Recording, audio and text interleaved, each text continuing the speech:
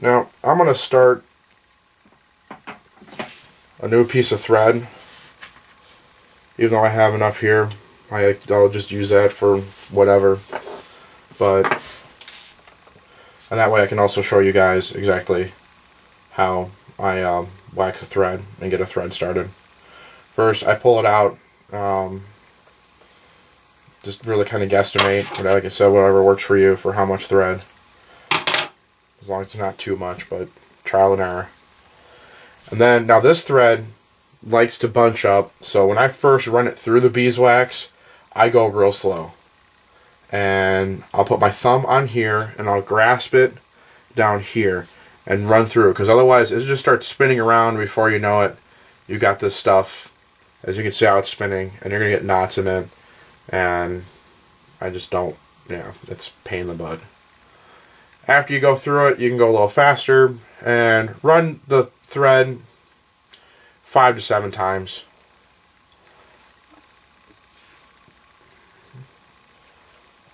I forgot how much, but that was about 5 to 7. And doing the other half, remember, nice and slow.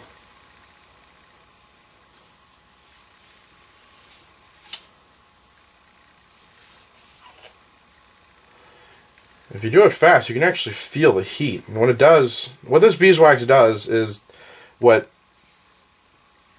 thread has today. It's called mercerization. It's chemicals. I don't know what the chemicals are, but they put chemicals on there. It helps lubricate and helps strengthen the thread. So, you know, sometimes they just put like a polymer such as nylon or whatever on the thread too, but back then they didn't have that, so they used beeswax. And then just run it through like so.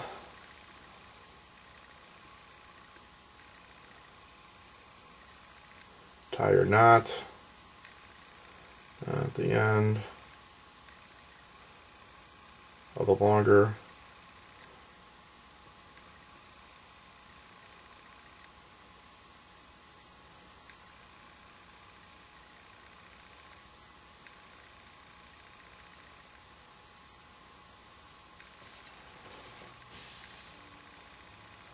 Alright, then I'm going to start on one edge here. Now this stuff is some thick material to work with, so I couldn't do as easily of a running stitch. You could, but what makes it a lot easier, at least for me, is number one, I'll start the thread. I'll go inside here so you're not going to see the knot, but we'll start in there, and then I'm going to go and just I'll come in the back through over here like so.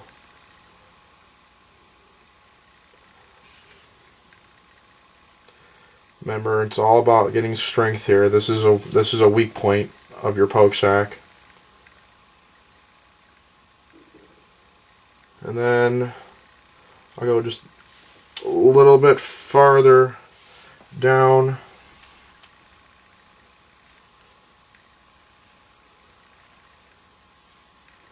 And then I'm going to do a back stitch the whole way. All the way around. Making sure, I like to use my thumb and feel to make sure I got the string up there on top. And then that way, I'm not going to, like I said before, have my twine stuck in there. And just like so. And I'm going to go all the way around on the top. Alright, so I'm just about done. I've gotten my back stitch all along the edge here. And I am now close towards the end. And I'm going to be finishing up this line of stitching. So, come back through, back side, like so. And then we're going to do, what I'm going to do, try to even this up as best as possible. And to help strengthen up here where it splits in the two pieces of fabric, I'm going to come out from this side over here, go across over to here,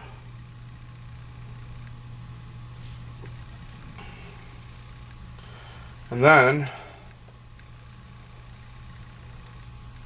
I'm just going to come through and put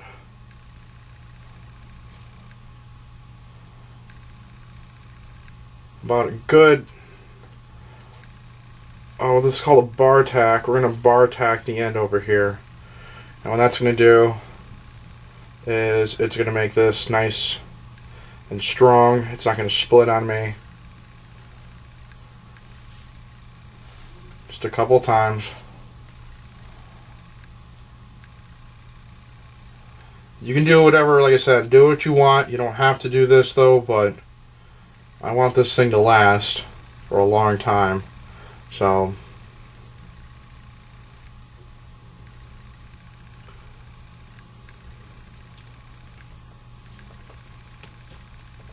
just like so. I think that's about fine. That's fine.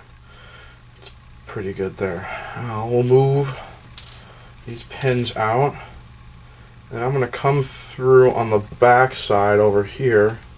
And you're going to try to get in between, come through this side, and try to have the needle come out in between the two pieces.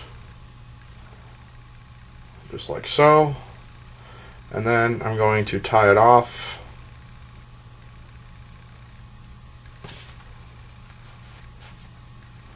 I'm going to double knot this, just to be on the safe side. There we go.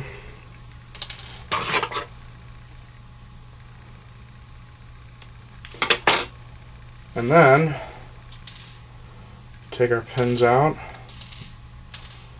If I did everything just right, should be able to move this all around, just like so. Now, one of the things you can do to help give you nice crisp corners on the inside, we'll flip it back out again. Cut at an angle here across. You can see here you got the line of stitching going this way, and I'm going to cut across just like so on both of these little corners. Here's a line of stitching.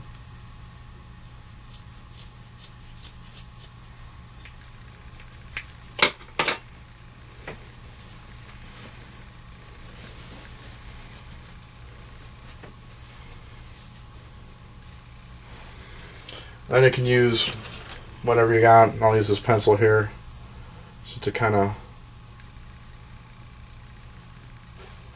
bring that out. Bring that out.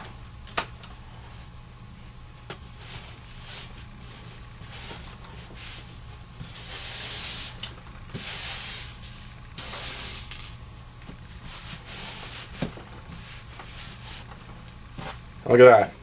Done. That's all you gotta do. You can iron it if you want to, but like I said, you know, that's up to you. So, and it's a pretty nice poke sack. I like it.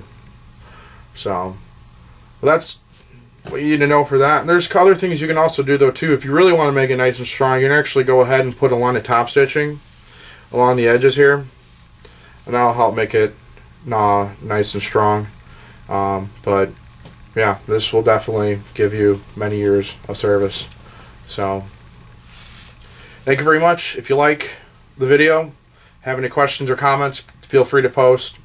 And if you like it, don't forget that little like button at the bottom. So, and happy reenacting.